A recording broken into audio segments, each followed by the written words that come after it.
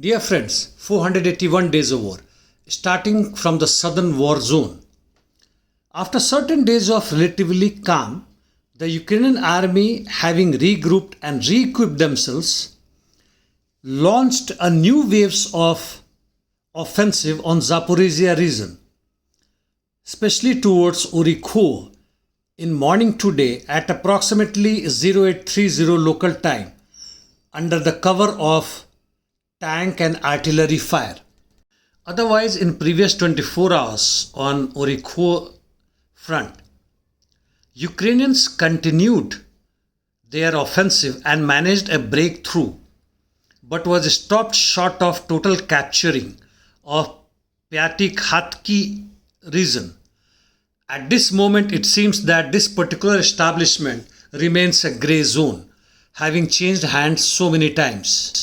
They also have been making attempts to attack Russian position in Malaya Tokmachka, Novodonilivka and Rabotino-Verbov line.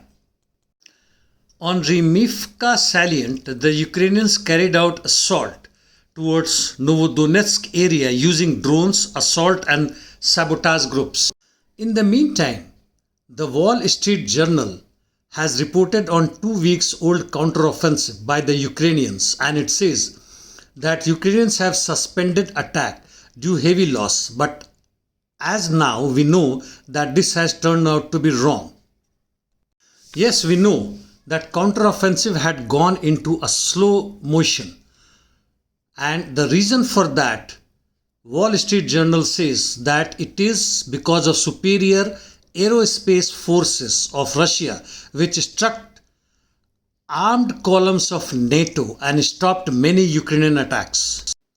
It further continues, some minor Ukrainian advances do not pose a direct threat to the main lines of defense of Russia in Zaporizhia and even in Donetsk region, which is right. Russian MOD in the meantime has given a brief update on what has happened in 24 hours.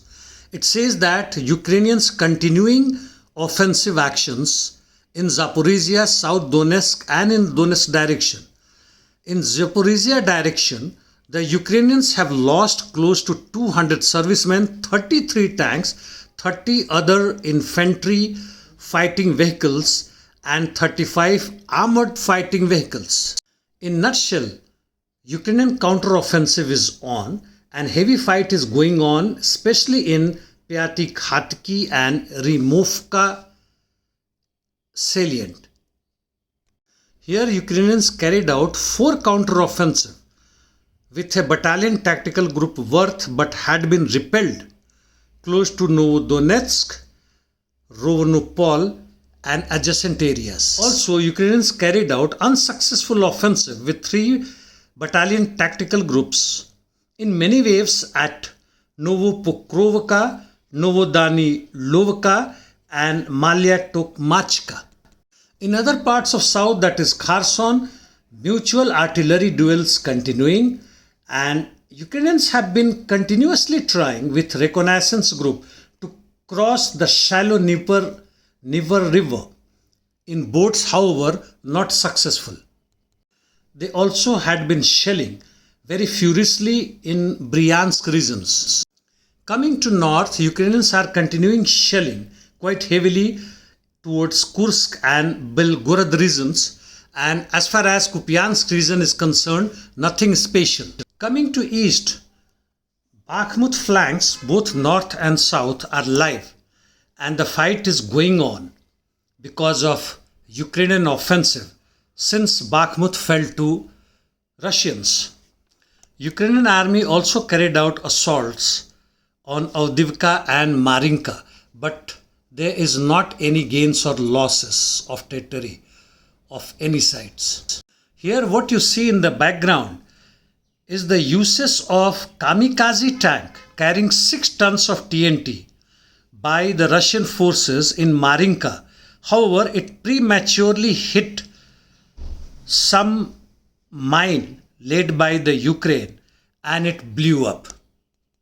Russian Defense Ministry gives losses of Ukrainian forces in east as well, that is in Donetsk region. However, it doesn't talk anything about its own losses, which is also quite huge. Ukrainian army also had been shelling Donetsk agglomeration and in fact has increased all along the border after the counteroffensive has started in south. Some other information. Kremlin has said that the grain deal is dead and there is no chance of extending the Black Sea grain deal. Transnistria Republic head has said that there is no evidence of a direct attack, but they have to remain vigilant. Germany's arm manufacturer Heinmetall will receive 15 to 20 billion euros in contract, and that's all.